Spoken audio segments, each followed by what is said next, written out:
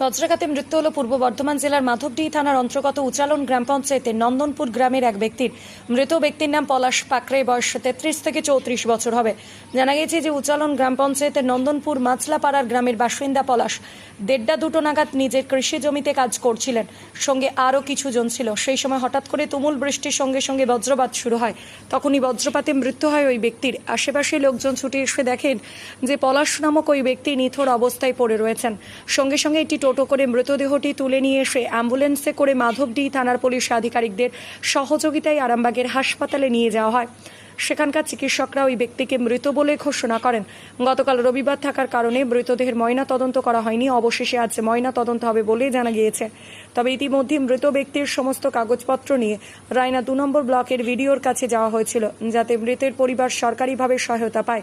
তার চেষ্টা করা হবে বলে জানালেন স্থানীয় বাসিন্দা রবিন আলী মোল্লা। মৃতের পরিবারে রয়েছে তার 2 সন্তান সহ স্ত্রী এবং মা।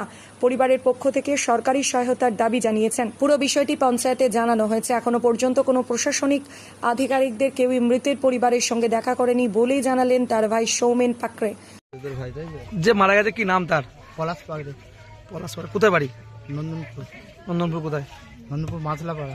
মাঝলাপাড়ায়। কিভাবে মারা গেছে? মাঠে কোদাল দিয়ে ছাঁচ কাটতে গেছিল, কোদালটা নিয়ে আসছিল, এসে বিদ্যুৎ চমকাইছে, বজ্রপাতে? বজ্রপাতে মারা গেছে। কত বয়স কত হবে? কত বয়স হবে? 33 থেকে 34 বছর বয়স হবে।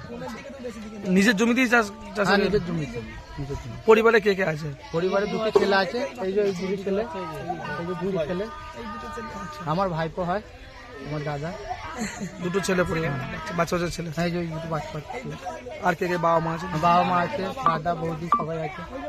ও পৃথক থাকতো? হ্যাঁ। এখন কি চাইছেন আপনারা? আমরা চাইছি যে সরকার থেকে টাকা পয়সা কিছু পাওয়া যায়, এই জন্য সাহায্য। এই জন্য চাইছি এই ছোটো ছোটো ছেলেরা কি জানে যে টাকা পয়সা সাহায্য পাওয়া যায়, কি এই জন্য যারা সাহায্য পায়, এই যে 2টো ছোটো ছোটো ছেলে। আপনার নাম? আমার নাম সৌমেন পাকড়ে। এখন পর্যন্ত কেউ এসেছিল? মানে প্রধান বাবু প্রধান কেউ যোগাযোগ করেছিল? না, কেউ আসে না। আপনারা জানিয়েছেন পঞ্চায়েতে? হ্যাঁ, পঞ্চায়েতে জানাই। মহাদিদি থানা ধান এসেছিল, পুলিশ এসেছিল? হ্যাঁ, পুলিশ এসেছিল। আপনার নাম? সৌমেন পাকড়ে। কিভাবে মারা গেছে? কালকে ওই মোটামুটি 1:30 থেকে 2টো নাগাদ বৃষ্টি হচ্ছিল, তার সঙ্গে বজ্রপাত তো তেমন কিছু নয়, তো সেটার মধ্যে যে এমন একটা বজ্রপাত হলো, আমাদের ওই মোটামুটি বাড়ি থেকে মোটামুটি 200 কি 300 মিটার দূরে ছাঁচ কাটতে গিয়েছিল, নিজ জমিতেই ছাঁচ কাটছিল।